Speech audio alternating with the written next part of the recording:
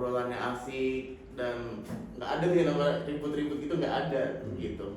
Nah selama ini kan cuman melihat di sosial media saja ya.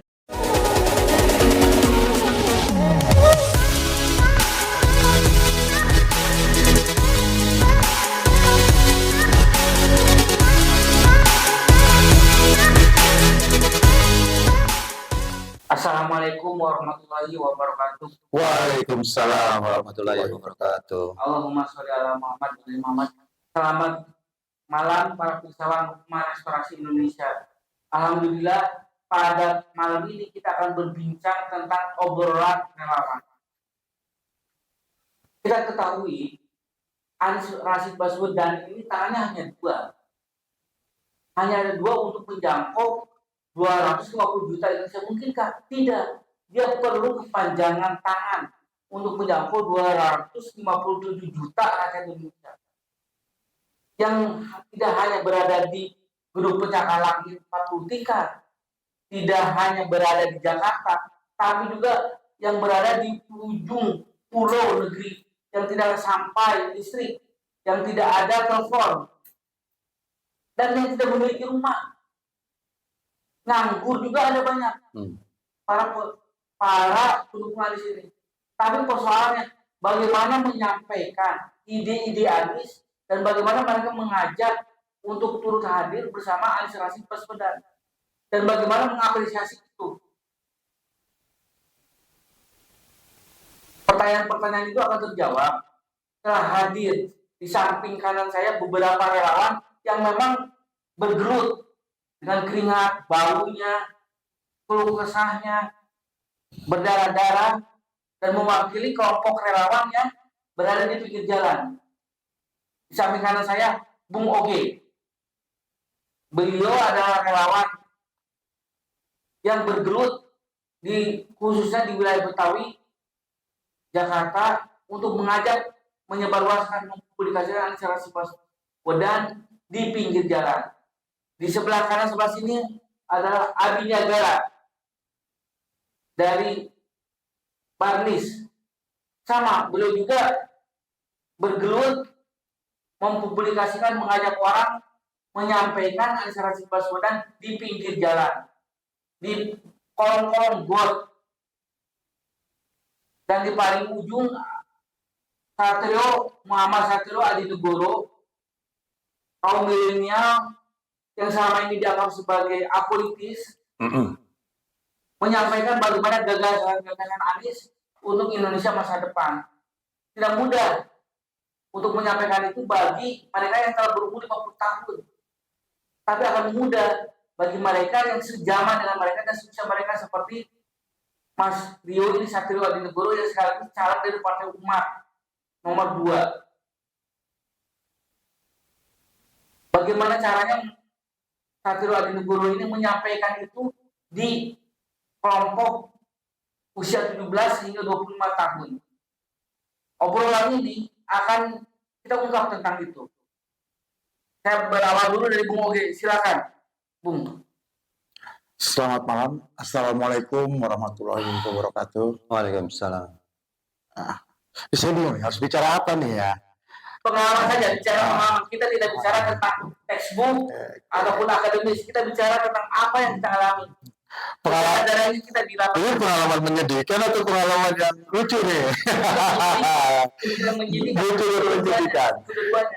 Kalau saya di relawan aman ini, ya apalagi saya ini saat ini menjabat sebagai Direktur Bidang Relawan Anies Mania se-Indonesia. Memang di aman ini kami sudah mempunyai beberapa DPW di setiap provinsi yang mewakilkan provinsi masing-masing. Memang kalau ditanya suka atau dukanya itu ya pasti sih banyak dukanya, Bang. Ya. Kenapa tuh banyak dukanya? Kenapa? Satu, kita harus bisa-bisa merangkul mereka ini. Ya, merangkul, kita menyatukan visi dan misi. Ya, apa sih yang kita perjuangkan ini? Untuk apa sih? Dan buat apa sih? Seperti itu loh Bung Gunawan. Lalu kalau kita tidak sabar-sabar menghadapi relawan ini, malah yang terjadi malah kita debat kusir, Bung Abi ya, Bung Satrio ya. Kita debat kusir malah sama mereka.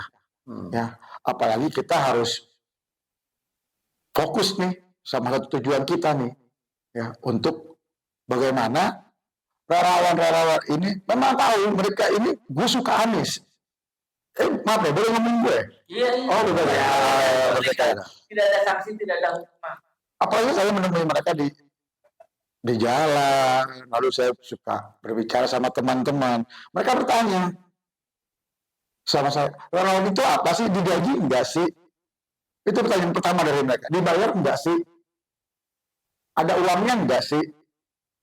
Lalu kita sebagai para pengurus ya harus bisa menjelaskan kepada mereka yang namanya sifatnya relawan itu adalah sukarela. Kalau saya bilang bisa dibilang volunteer ya Bang, Bung ya. Volunteer. Untuk apa kok? Kok gue mau harus berjuang tanpa gue harus dibayar? Ini udah zaman apa nih? Ini udah zaman komersil. Apapun yang kita kerjakan harus ada uangnya. Ya kan Pak? Ya Bung ya. Tapi kita berusaha untuk memberi penjelasan sama mereka. Gitu. Kita berjuang ini bukannya untuk Bang Anies. Kita berjuang ini untuk anak cucu kita nanti ke depannya, untuk yang lebih baik, ya. Walaupun terkadang banyaklah yang tidak satu visi, ya, itu biasa saya anggap itu bagian dari perjuangan saya di lapangan lah, ya. Perjuangan di lapangannya itu seperti apa sih? Ceritain detailnya. Banyak Bang. Perjuangan saya di lapangan itu terkadang suka terbentur dengan orang-orang yang saya tidak bisa menyampaikan secara akademis. Saya harus menyampaikan secara saya harus ngerti orangnya seperti apa sih. Contohnya seperti saya berbicara dengan abang-abang yang di pinggir bakso lah ya, abang-abang bakso, tukang bakso, ya. Sejenisnya tukang bakso, tukang cendol, ya, ketoprak. Betul, ya. Itu kan artinya mereka orang jalanan Bang, ya, yang tidak mempunyai ilmu akademis yang cukup lah, kasar begitu ya. Saya harus menyampaikan ke mereka itu yang bisa langsung dicerna sama mereka, Bung. Apa tuh? Kayak contoh, Bang, besok itu ente presiden pilih siapa? Pasti jawaban mereka, siapa ya Bang? Saya juga bingung nih. Nah, terus saya bilang, kenapa tidak milih yang sesuai dengan prestasinya? Sesuai dengan track record-nya. Terkadang saya tanya bilang track record-nya, mereka track record itu apaan Bang? Kadang suka bikin ngakak juga berbicara dengan mereka itu. Ya itu tadi. Artinya, saya langsung to-the-point saya sama mereka. Gitu. Kenapa tidak pilih Bang Anies? Terkadang nih. Jadi saya tergantung nih Bang. Saya bicara dengan siapa dulu. Kalau sama mereka orang-orang yang di pinggir jalan ini, relawan ini, dia memang sudah punya kecintaan kepada Anies, ya. Tapi dia tidak tahu. Tidak tahunya, gue cuma tahu dari orang bahwa Bang Anies ini bagus. Oke. Menjadi seorang gubernur pun mumpuni. Tapi mereka hanya tahunya itu dari mulut orang. Artinya saya harus bisa memberikan dia itu masukan. Sedikit memberikan, ini loh track record-nya seperti ini. Kenapa kita tidak memilih yang mungkin bisa jadi pilihan abang ke depannya nanti, gitu. Ya kan? Dari obrolan ringan itu, saya bisa menangkap bahwa mereka menaruh harapan yang besar sebenarnya kepada Bang Anies. Itu loh Pak Bung. Ya, mungkin bisa ditambahkan dari Bung Abi ya. Karena Bung Abi ini kan juga kawan seperjuangan saya juga nih, Bung Abi ini. Kawan seperjuangan saya, Bang Abi ini juga di barisannya Bang Anies ini juga dia, saya tahu nih, orang yang sangat loyal, ya. Mungkin kalau bisa dibilang beliau ini guru saya dalam hal pergerakan. Ya, coba mungkin Silakan. Bung Abi bisa menambahkan tuh suka dukanya di jalan tuh kayak gimana sih kita? Oke, nah, Assalamualaikum warahmatullahi wabarakatuh. Selamat malam semuanya. Ya kan hari ini kita bincang-bincang santai ya, Bung Gunawan, Bung Oge, Bung Satrio gitu kan. Ya, kalau pengalaman jadi relawan, saya sebagai relawan Anies sudah cukup lama ya, waktu dia pemilihan gubernur, dari pemilihan gubernur nih, itu saya sudah ikut jadi relawannya Anies gitu kan. Itu berarti sudah hampir 6 tahun yang lalu ya, 6 tahun yang lalu lah awal dia jadi gubernur. Nah kebetulan saya di rumah saya sebagai posko pemenangan Anies. Jadi waktu itu saya ditunjuk sebagai fasilitator untuk di kelurahan saya untuk memenangkan Anies. Kelurahan mana? Kelurahan Balikambang, Balikambang. Jakarta Timur, Kecamatan Kramat Jati. Kebetulan saya sebagai fasilitator. Di situ ada total semua ada 265 kelurahan yang ada di seluruh Indonesia itu setiap kelurahan punya fasilitator. Kebetulan rumah saya sebagai salah satu setelah Anies jadi pun jadi sekretariat fasilitator DKI Jakarta untuk Anies, ya kan.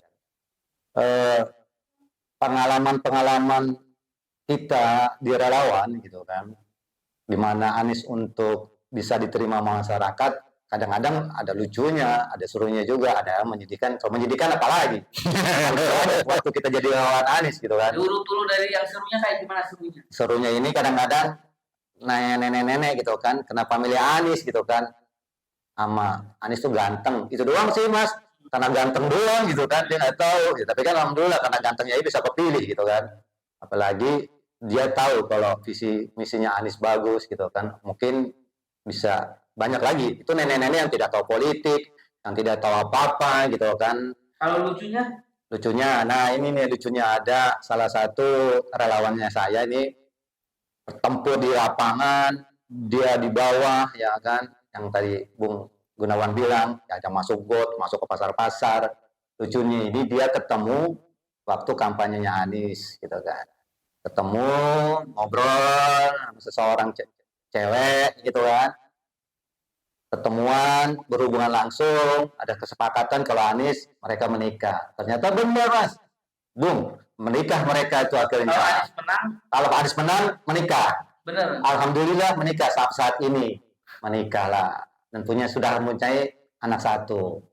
Jadi, itulah yang lucu-lucunya. Ada lagi juga setelah dia menang, dia bukan siapa-siapa di daerahnya gitu kan. Dia dibopong-bopong, ya kan. Waktu pas Pilgub, iya, karena Anies menang dibopong itu dari Kali Ciliwung sampai ke depan gitu kan. Karena dia memang seorang petempur gitu kan. Walaupun usianya udah cukup, tapi memang dia tuh grassroots-nya bagus. Nah, itu salah satu lah relawannya yang ada di bawah saya, dia ikut seperti itu relawan, nggak ada biaya sendiri, ngopi-ngopi sendiri, rokok-rokok sendiri, karena kesini naik bus tidak punya, karena dia nggak bisa naik motor, jadi kemana-mana naik bus, dilakukan sama dia itu bang, ya akan dilakukan karena kecintaannya sama Anies, maksudnya itu salah satu relawan yang militan. Kenapa Anies bisa seperti sekarang dengan relawannya, ini harusnya seperti itu relawan itu. Yang pernah juga waktu jadi relawan Anies pemenangan waktu di Pilgub gitu, kita 6 bulan itu, ini kesedihannya nih Bung Gunawan, kesedihannya itu tidak ada logistik. 6 bulan kita nggak ada logistik, sedangkan yang sebelah lain logistiknya wah luar biasa. Sama kita bilang kita beli kalah nih, ya kan, beli kalah nih gitu kan. Tapi alhamdulillah karena Tuhan baik sama kita, Allah baik sama kita, 6 bulan tiba-tiba ada logistik. Dan itu pun logistiknya juga kawan yang nawarin ke saya gitu kan. Kawan yang nawarin begini, Bi, bisa nggak lo ikut gua gitu kan. Maksudnya masuk di gerbong gua, dia bilang gitu kan. Ya, oke, saya bilang gitu kan. Tapi lo bisa nggak cari logistik untuk gua bilang gitu kan. Oke, dia bilang gitu kan. Logistik ada di mana? Ntar gua cariin. Siang dia ngomong, saya ikut gerbongnya dia, malam dia telepon saya, Bi, ada logistik nih, kaos, udah diambil nggak? Oke, di mana? Di Papua gue juga ambil, gue bilang gitu kan. Karena relawan sudah antusias nih dengan Mas Anies gitu kan. banyak relawan, ratusan relawan, ini harus diayomi gimana itu kan. Teman mereka cuma butuh kaos doang sebenarnya. Kebanggaannya pengen pakai kaos Anies gitu. Jadi kebanggaannya itu Pak Anies dengan kaos. Kaos aja udah bangga Dengan gitu. kaos udah Dengan kaos aja mereka udah bangga gitu. Karena pengen dipakai sama mereka. Nih gue orang Anies, gue orang Anies, orang Anies. Itu kan salah satu untuk menjebarkan ke masyarakat bahwa kita orang Anies. Karena kalau tidak mendekatkan ke masyarakat, kalau kita orang Anies juga masyarakat juga nggak tahu gitu kan. Karena ini pengalaman. Kadang-kadang di tetangga kiri kanan bingung dia mau masuk ke barisan Anies, ada nggak ya kiri kanan saya orang Anies? Itu terjadi juga mas, gitu kan? Itu terjadi juga.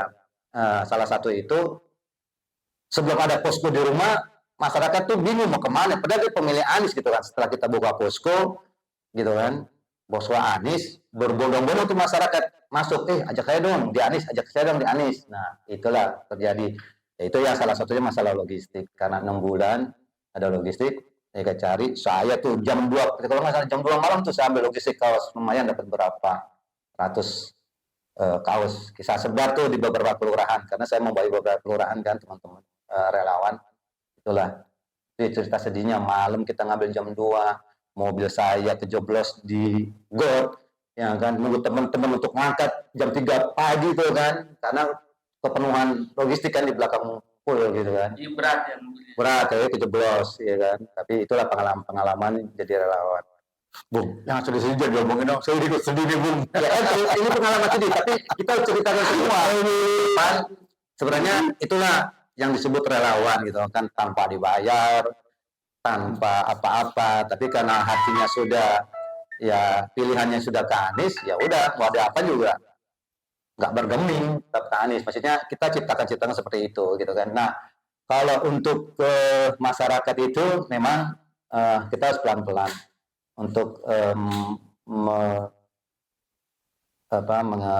mengenal untuk siapa sih Anies sebenarnya gitu kan.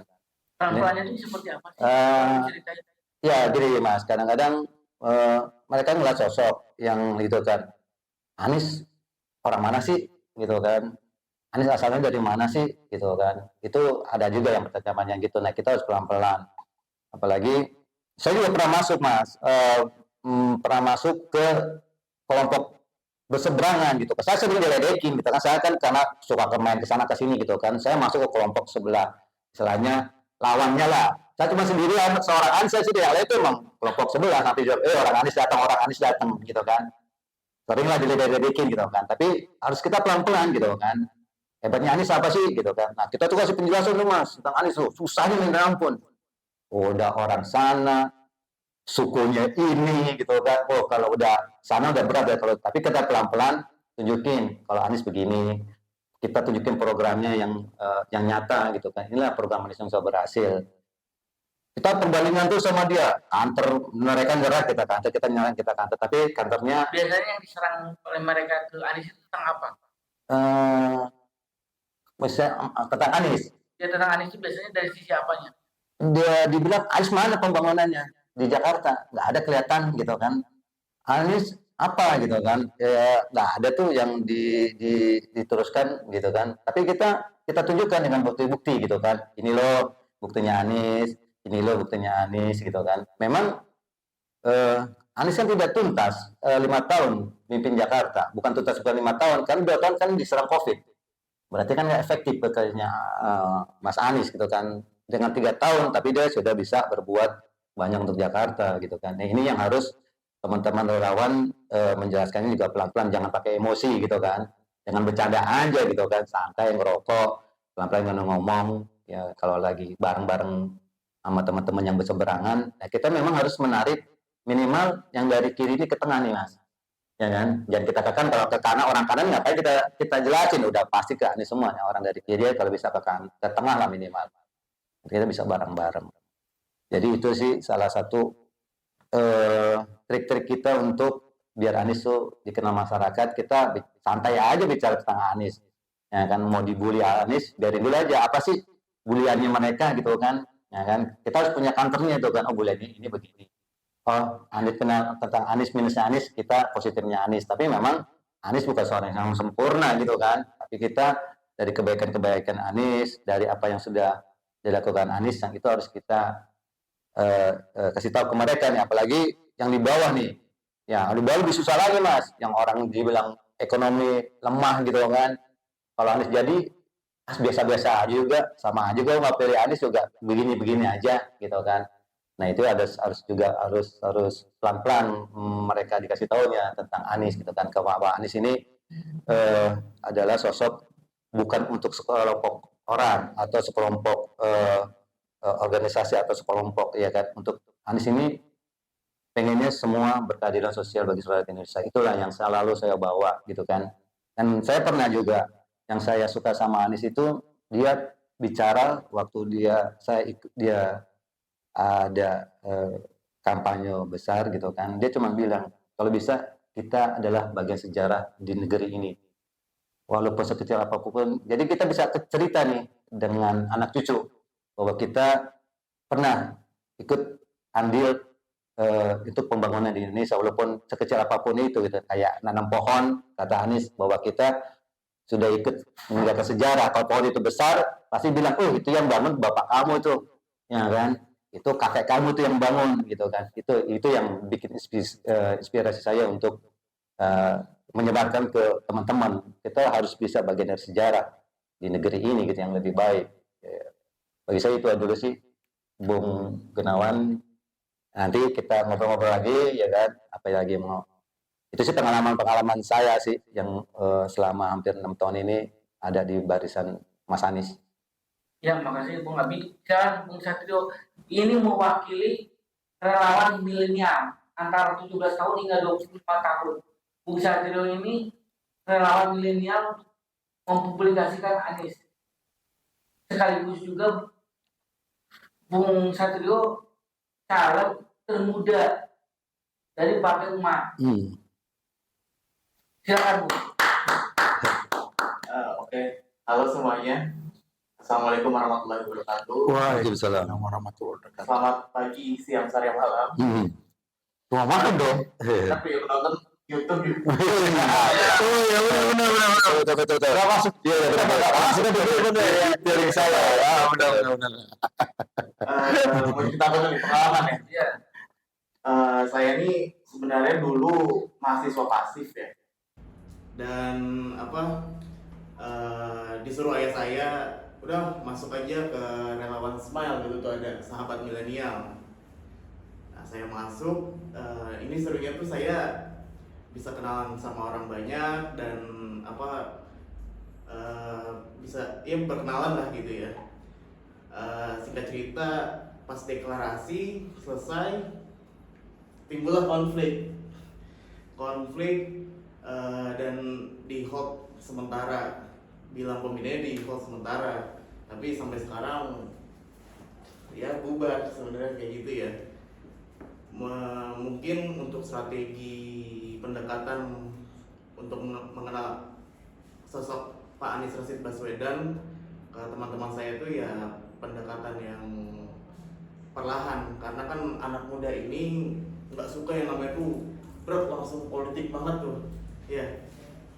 Jadinya saya kalau misalnya lagi nongkrong nih, ngopi, ngerokok gitu ya, saya masukin 2024 pilih siapa gitu kan. Terus mereka jawab belum tahu. Nah, saya langsung masukin kenapa nggak pilih Anies gitu kan. Saya jelasin program-programnya yang udah rekam jejaknya, dan mereka bilang Anies relawan Anies nih suka ribut mulu gitu kan. Pasti gitu. Nah, orang-orang yang ngomong kayak gitu, teman-teman saya ajak lah ke tempat diskusi di rumah relawan RT3 tuh. Dan mereka bilang wah relawan ternyata asik juga gitu. Dan pendekatannya mungkin di sosial media juga ya, seperti pengenalan di Twitter dan lain-lain, mungkin itu sih Yang membuat mereka jadi relawan asik juga itu apa? ya.